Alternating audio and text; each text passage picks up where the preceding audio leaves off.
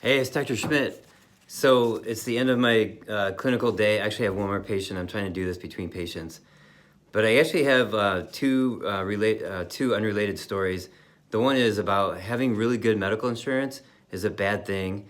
And the other one is about Nanobactx, which is one of my favorite supplements. Not just for removing the calcium out of arteries, but also for autoimmune problems. But I talked to a person today. He had a heart attack back in August, and they took him to the hospital. And he was alert. They took him into the cath lab. They put a cath into his heart, and they found one blocked artery, and they put a stent in there.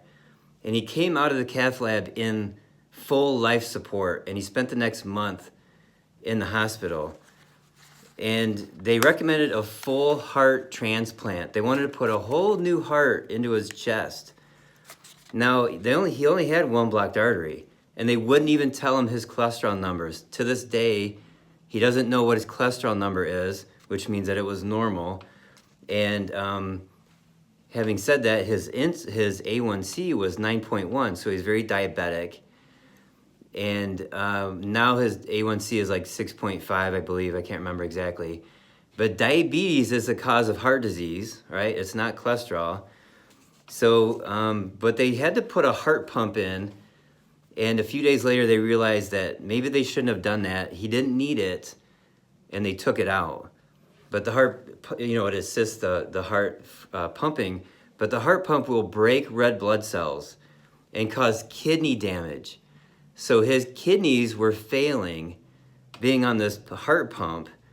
And they said, oh, don't worry about it. We'll give you a new kidney too. The reason why they're doing all this, willing to put in a new heart, willing to do a kidney transplant, he's got the best health insurance. And his wife told me on the phone today that they were medical prisoners. He was in the hospital for 1 month, and that was completely unnecessary. So for one stent, usually people are out like in a few days or a week, maybe 10 days. But if you have really good health insurance, you might get trapped in that system, and they're going to keep treating you and with the most radical, possibly dangerous and expensive treatments that they have. Okay, so there's that. I want to switch gears now over to, I have a guy that 1 year ago, his coronary artery calcium score was 220, and he was taking Nanobactx. Here it is. And he was eating a low-carb diet, but not ketosis. He didn't want to go into ketosis. So he redid his test, his coronary artery calcium score, and now, almost a year later, it's 250. So his score went up 12%. Now the normal rate of increase of the coronary artery calcium score is 35 to 55% per year. So it didn't go up 35%, which is really good. But the other aspect of it, it didn't go to, it wasn't 0%. He still had growth of the calcium deposits in his arteries around his heart. Now, I told him this over the phone. He goes, okay, I'll get into ketosis. I'll start on Monday, which is today. Which was yesterday.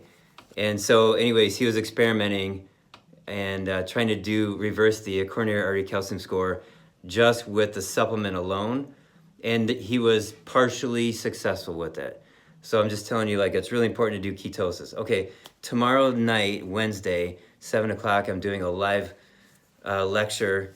And it's about protein. And I haven't really talked too much about protein throughout the last few years on YouTube. But I've learned a lot, and I've done some experimenting on myself. And I have some patients also changing. And I'm going to save it all for tomorrow night. So 7 o'clock, hopefully I'll see you there. All right, that's it for now. See ya.